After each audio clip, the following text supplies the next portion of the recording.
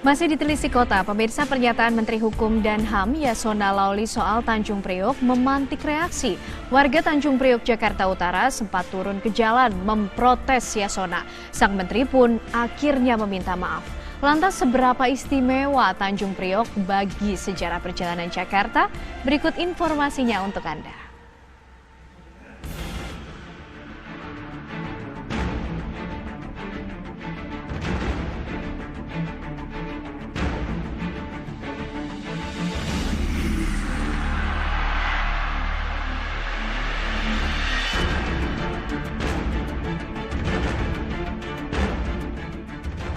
Rabu 23 Januari 2020, ratusan warga Tanjung Priok, Jakarta Utara menggelar aksi demonstrasi di depan gedung Kementerian Hukum dan HAM Jakarta sebagai bentuk reaksi atas ucapan Menteri Hukum dan HAM Yasona Laoly yang dinilai menyinggung dan melecehkan warga Tanjung Priok.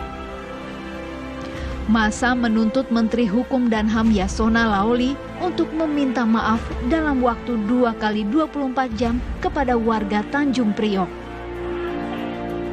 Bersepakat dengan warga Tanjung, ini adalah aksi ketersinggungan kita.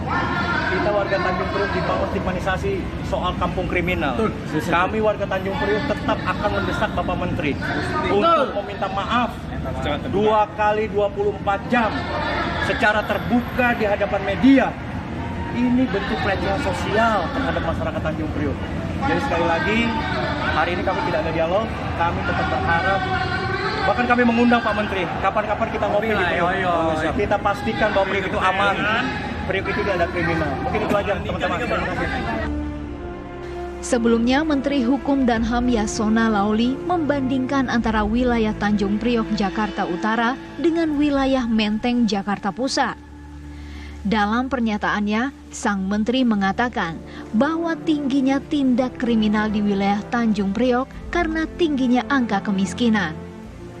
Tak perlu waktu lama, Menteri Hukum dan Hak Asasi Manusia Yasona Laoly merespon aksi unjuk rasa yang dilakukan warga Tanjung Priok, Jakarta.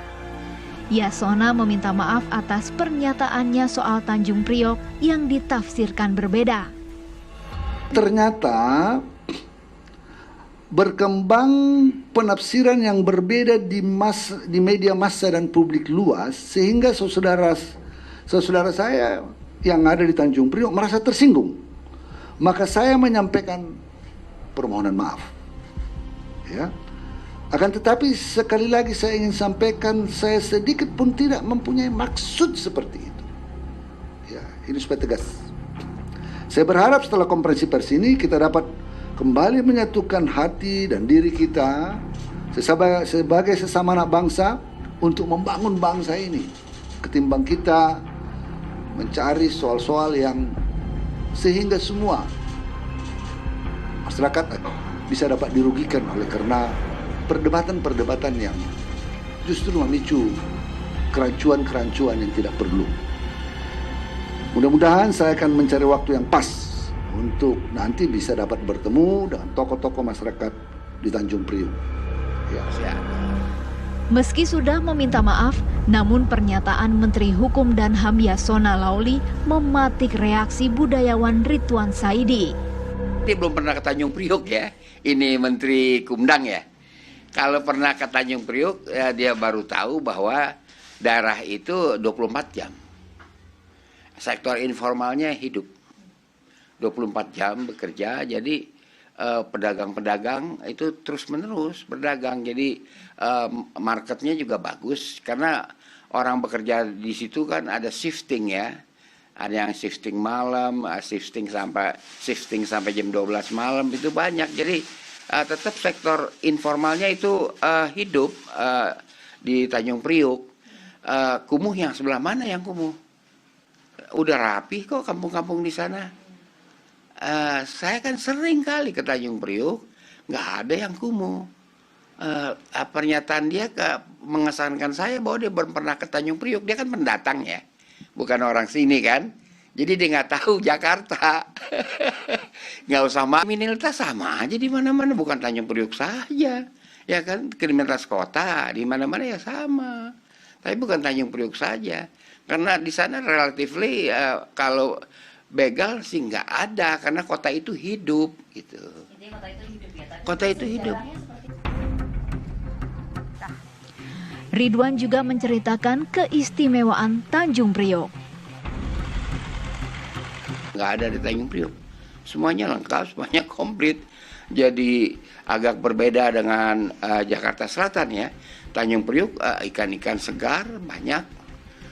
Semuanya ada di sana. Mau cari apa di Tanjung Priok, ya kan? Cuman kita harus menerima kenyataan perubahan-perubahan akibat investasi kan.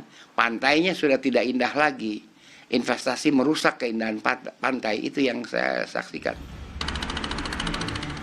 Nah, tak hanya itu, kawasan Tanjung Priok ternyata memiliki sejarah yang menarik.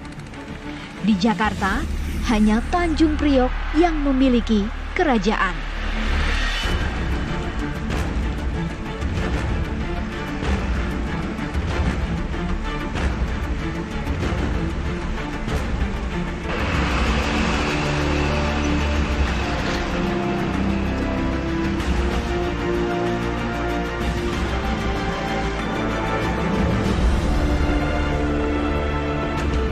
Di Jakarta ini hanya Tanjung Priok lah yang pernah ada kerajaan. Kerajaannya itu bernama Kerajaan Tirem, ya kan. Di Tanjung Priok itu dia merupakan verlengse kepanjangan dari Kerajaan Kanjuruhan Kediri sekitar abad 8. Dan di sana Raden Saleh menemukan prasasti kebantenan ya, yang berasal dari abad ke-9 di mana Kerajaan Sunda meminta bantuan Kerajaan Tirem Tanjung Priok untuk menjaga keamanan Selat Sunda. Itu ada. Jadi ini daerah penting sejak lama.